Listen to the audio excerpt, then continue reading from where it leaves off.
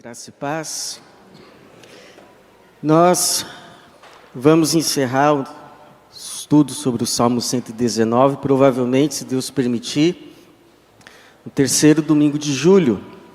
Faltam 5 passagens. Convido você, então, a abrir o Salmo 119. Hoje lemos a partir do versículo de número 137 até o 144, que corresponde à letra hebraica Tsad. Salmo 119, verso de número 137 ao 144, é onde estamos. Salmo 119, verso 137. Senhor, Tu és justo, e Teus juízos são retos. Ordenaste Teus testemunhos com justiça e com toda fidelidade. O zelo me consome, pois meus inimigos se esquecem da Tua palavra. Tua palavra é fiel a toda prova, por isso Teu servo a ama. Sou pequeno e desprezado, mas não me esqueço de Teus preceitos. Tua justiça é eterna e Tua lei é a verdade. Tribulação e angústia me dominaram, mas Teus mandamentos são o meu prazer. Teus testemunhos são justos para sempre. Dá-me entendimento para que eu viva. Dá-me entendimento para que eu viva. Obrigado, Senhor, pela Tua palavra. Obrigado pela Tua igreja, que hoje, mais uma vez, o Senhor aqui reúne. Pedimos que a Tua presença seja, mais uma vez, manifesta entre nós agora, por meio da entrega da Tua palavra. Que seja o Teu Espírito Santo a nos entregá-la, cada mente e coração, e que ela cumpra assim o propósito pelo qual ela foi enviada, propósito de salvação, de transformação e de libertação, para a Tua glória mesmo, e em nome de Jesus. Amém. Dá-me entendimento para que eu viva. Você já fez alguma vez essa oração? Me dá entendimento, Senhor, para que eu viva. Seria o mesmo que dizer: Senhor, me ensina a viver. Essa é uma oração que eu aconselho você a fazer. É uma oração que se alinha com aquela oração feita por Salomão, quando o Senhor lhe aparece em sonhos e lhe diz: pede o que queres que eu te dê. Ou seja, qual o teu desejo? O que você pedir agora, eu te darei. Peça. E Salomão responde: dá a teu servo entendimento. E o Senhor se agradou daquele pedido de Salomão e lhe prometeu lhe dar não apenas entendimento, sabedoria, mas aquelas coisas que ele também não pediu em detrimento a essa. Dá-me entendimento.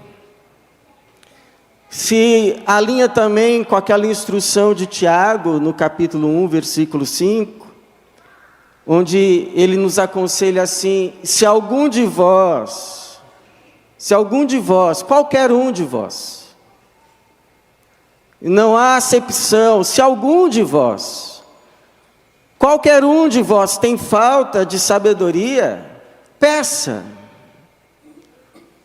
a Deus, que a concede livremente a todos, ou seja, todos podem ter a graça de serem sábios, que a concede livremente a todos, sem criticar, do tipo: agora que você vem pedir, agora que as coisas deram errado, Agora que as coisas estão ruins, agora que você está no meio de um problema, você se lembra de vir me pedir sabedoria? Não, ele não vai criticar.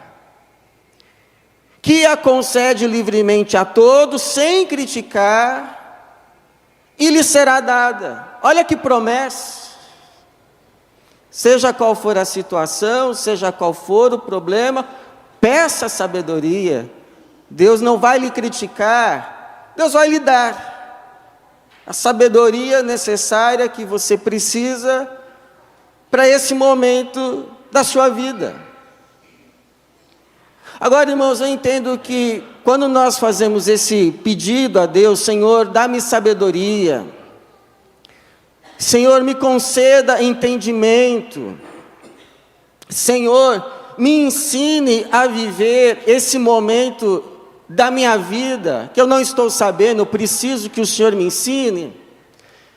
Eu acredito que Deus não venha para nós com um manual. Ele não dá a nós uma lista de coisas a serem feitas e coisas a não serem feitas. Tem isso também. A Bíblia também tem isso. Mas não só isso.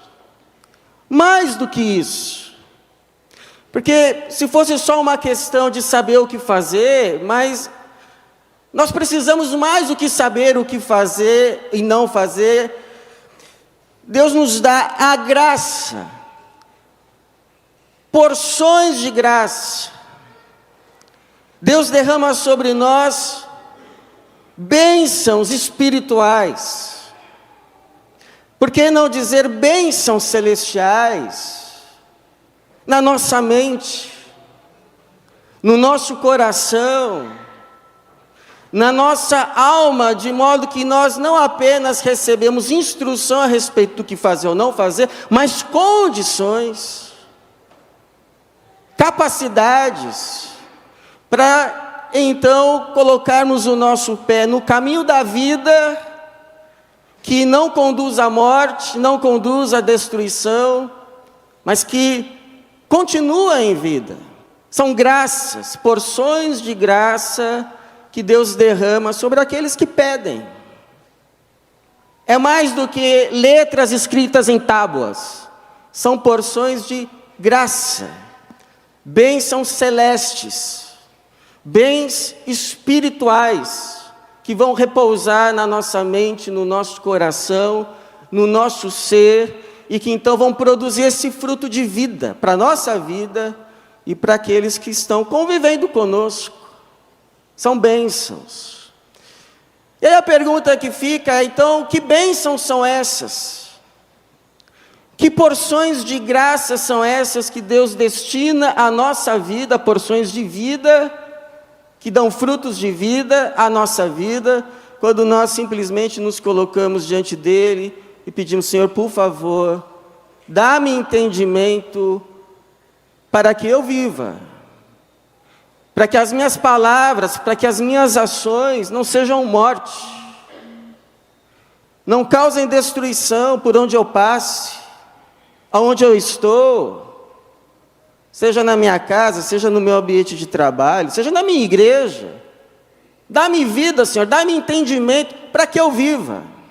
E os que estão ao redor de mim também. Quais são essas graças, essas bênçãos, essas porções celestiais na nossa alma, na nossa vida? Eu encontro pelo menos 3 aqui nessa passagem que nós lemos. A primeira bênção, primeira porção de graça que Deus derrama sobre esses que pedem, é um zelo por aquilo que é bom e uma aversão por aquilo que é mal. Quase que um ódio pelo que é mal, não pelos maus, não por pessoas, mas pelo que é mal. É como alguém já disse, o pecado já fez tanto mal à tua vida, e você ainda não o detesta? E continua, só Deus para nos fazer detestar o mal.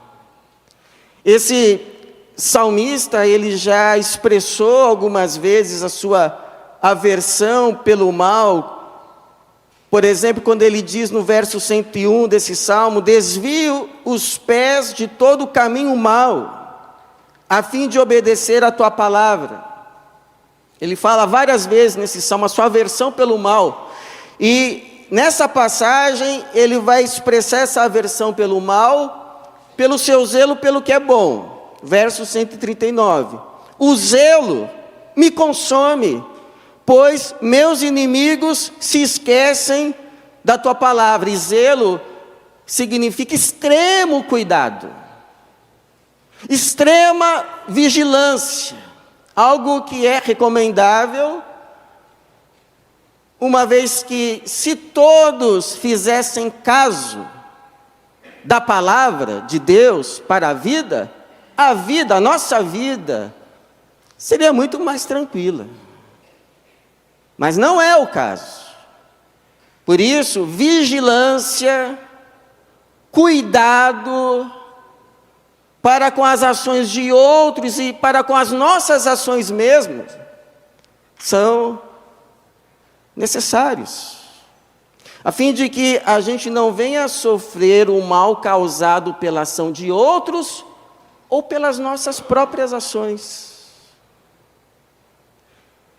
Eu lembro de uma senhora que tinha o costume, ela tinha medo de dirigir, mas ela tinha que dirigir, então todas as vezes que ela ia ligar o carro, antes ela fazia uma oração, ela recitava o Salmo 23.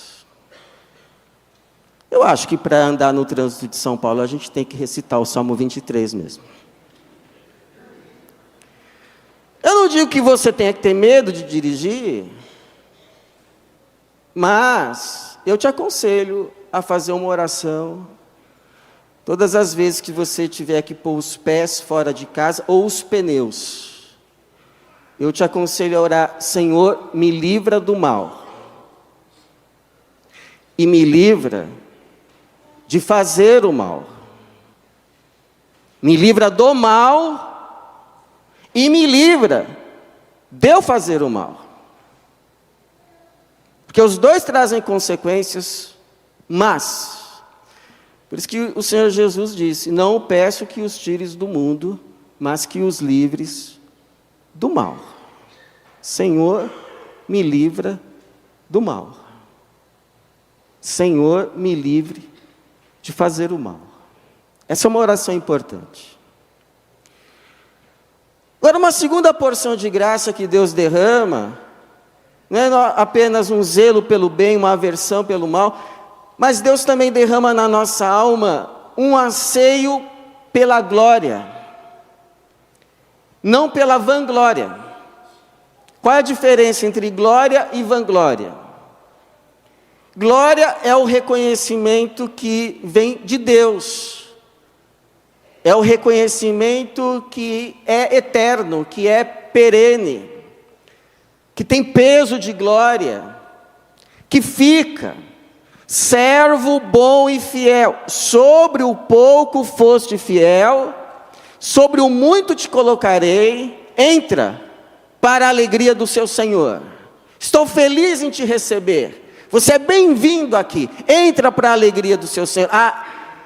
Quem receber esse reconhecimento da parte de Deus, recebeu a glória. Essa é a glória. É receber o reconhecimento da parte daquele que de fato importa, de Deus. E esse reconhecimento é eterno. Esse reconhecimento vale, esse reconhecimento tem peso. Agora, a vanglória é o reconhecimento que vem do mundo. É o reconhecimento que vem das pessoas, que é mutável, é efêmero, é transitório, é durável como uma bolha brilhante de sabão que aparece, chama a atenção, atrai os olhos, mas daqui a pouco, porque é vazio. É o reconhecimento que hoje diz: bendito que vem em nome do Senhor. E amanhã está dizendo: crucifica-o. crucifica-o. É isso. Por isso que é vanglória, ou seja, é glória vã. Glória vã. Vanglória, glória vã. E o salmista, ele sabe que ele não tem o reconhecimento das pessoas. Ele vai dizer no versículo 141, sou pequeno e desprezado. Mas ele persegue a glória, porque ele continua dizendo assim, mas não me esqueço dos teus preceitos, não vou abrir mão deles para conseguir vanglória. Eu me decidi pela glória. Então ele sabe algo que nós também precisamos saber, que o observar da palavra de Deus na vida garante e vai garantir o reconhecimento de Deus, a glória, mas não vai garantir necessariamente o reconhecimento dos homens. Não vai. Por isso, muitos alertas por parte das Escrituras para nós.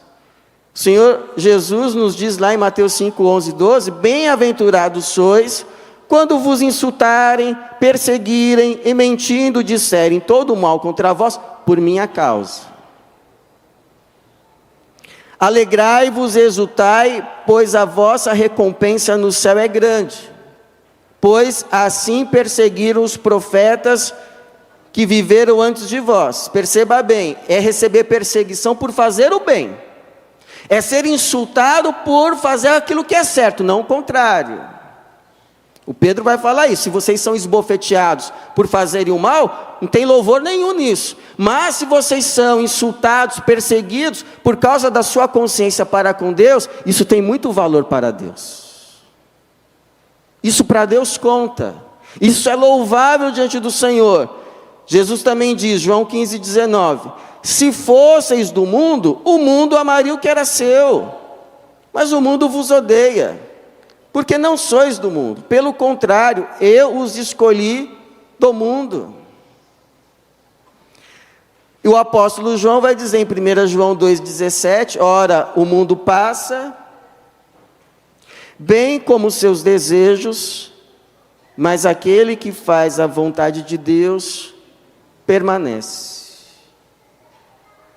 E permanece não só por um tempo, permanece para sempre. Então a pergunta é, o que afinal você deseja? Você deseja a glória ou a vanglória? Nem sempre é possível conciliar as duas. Tem que decidir. Tem que decidir. E as nossas atitudes falam por nós. As nossas atitudes revelam qual foi a nossa decisão. Tem que decidir. E terceiro, Deus derrama sobre o nosso coração um prazer pela obediência. Isso é um milagre, viu? Isso é um fruto de um milagre, de uma conversão genuína. Deus produz em nós um prazer em obedecer. Porque o salmista vai dizer que está numa fase de tribulação. Ele diz no versículo 143, tribulação e angústia me dominaram. Tribulação e angústia.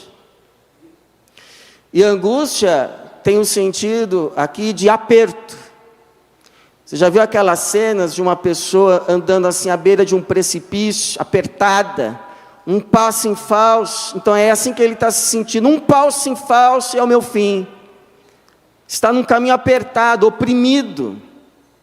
E qual que é a tentação de muitos quando passam por essas fases, esses dias de opressão, de angústia, de muita pressão, é se renderem. é se renderem a certos tipos de consolações, de compensações que se permitem, mas que vão ser apenas mais tribulação, mais apertos, depois. Mas Deus lhe derrama uma graça no coração, que é mesmo no momento da tribulação, da angústia, do aperto,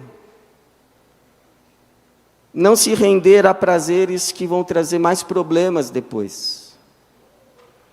Mas derrama sobre o coração dele uma graça. A graça de ter prazer na obediência. Porque ele vai continuar o mesmo versículo dizendo: tribulação e angústia me dominaram, mas teus mandamentos são o meu prazer. Jesus também tinha isso. O prazer de Jesus era fazer a vontade do Pai. Ele vai dizer assim, em João 4,34, a minha comida é fazer a vontade daquele que me enviou e completar a sua obra. Então, por que você deve também pedir a Deus essa graça? O prazer da obediência. Porque, irmãos, você já deve ter aprendido na sua experiência cristã, experiência de vida, que o pecado não satisfaz. O pecado promete alegria, mas sempre termina em tristeza. Promete doçura, mas o fim é sempre amargo. Promete vida, mas não tem como produzir vida. O fim é sempre morte. É como uma maçã lustrosa por fora, mas por dentro está oca, está apodrecida. Só pode gerar frustração, desgosto àqueles que a tomam. E segundo, irmãos, porque